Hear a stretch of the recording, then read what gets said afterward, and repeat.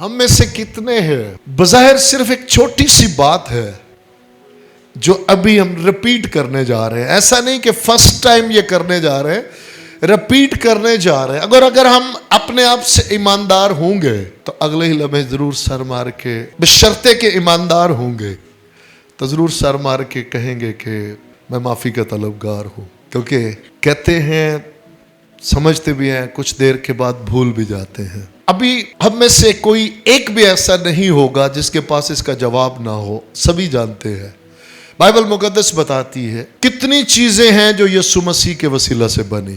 سب. کتنے متفق ہیں؟ جتنے متفق ہیں ذرا ہاتھ اٹھائیں اور ہلائیں ذرا. آمین. کیونکہ یہ خداوند کے کلام میں لکھا ہے کہ سب، بولے سب چیزیں یسوع مسیح کے وسیلہ سے بنی. اوکے، یہاں تک بڑی وارے وادنا. جب اس سے آگے ہم چلیں گے نا تو پھر جھنجھوڑا لگے گا. اور پھر اگر ہم ایماندار ہوں گے سوچیں گے میں کیا کرتا ہوں یا کیا کرتی ہوں. سب چیزیں یسوع مسیح کے وسیلہ سے بنی. Okay, right. اگلا حصہ کیا ہے؟ یہ سوال ہے. سب چیزیں، بولیں پھر سے بولیں ذرا. سب چیزیں یسوع مسیح کے وسیلہ سے بنی. اگلا حصہ یاد رکھنا. اور اس کے لیے بنی.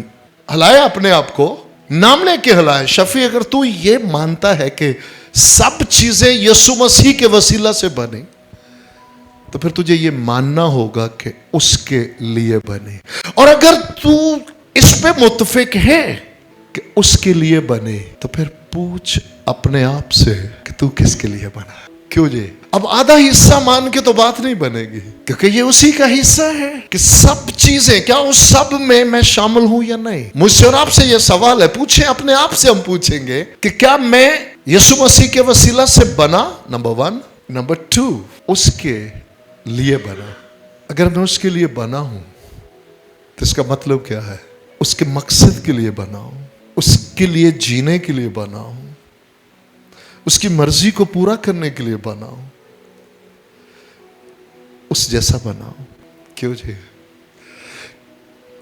ٹرسٹ میں خدا کو حاضر جان کے یہ بات جو ہو گئی ہے، اگر اسی کو آج لے کر چلے جائے، صرف اس ایک بات کو اپنے پلے باندھ لے اور زندگی بھر کے لیے، یہ ممکن نہیں ہے کہ تبدیلی کیا لفظ ہے، یہ ممکن نہیں ہے کہ انقلاب برپا نہ ہو. آپ کا ہاتھ جدھر اٹھنے لگے گا اس کی مرضی کے لیے ہوگا تو آپ شادمانی کی حالت میں ہوگے. اور جیسے اس کی مرضی کے اگینسٹ ہونے لگے گا تو آپ، کیونکہ اپنے ذہن میں، دماغ میں، دل میں ایک بات رکھ لی ہے، اس کے وسیلہ سے بنا اور اس کے لیے بنا.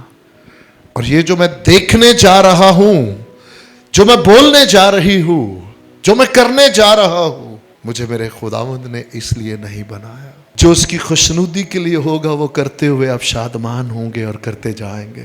اور جو اس کو دکھی کرنے والا ہوگا، وہ قوت اور قدرت اندر آنا شروع ہو جائے گی جو غالب آئے گی. کیونکہ ہر وہ شخص جب دعا کرتا ہے اور خواہش کرتا ہے جو اس کے کلام کے موافق ہے، یاد رکھیے گا اسی گھڑی، اسی لمحے خدائے روح القدس پوری قدرت کے ساتھ اس کے ساتھ کھڑے ہو جاتے ہیں.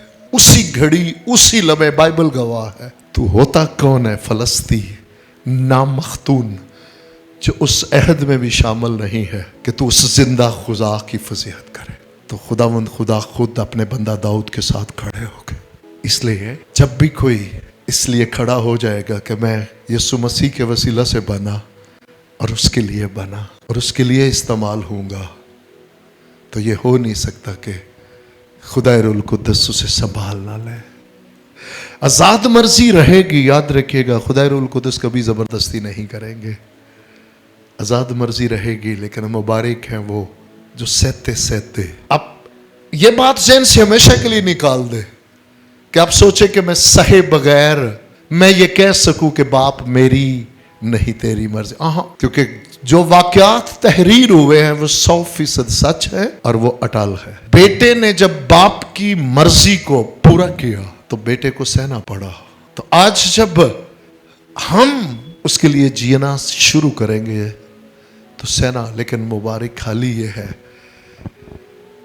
100% कामिल खुदा जब 100% इंसान बना तो बाप से दुआ भी करते रहे और बाप फरिश्ते के वसीला से तकवीयत भी देते रहे। और वही बाप मेरा और आपका बाप है।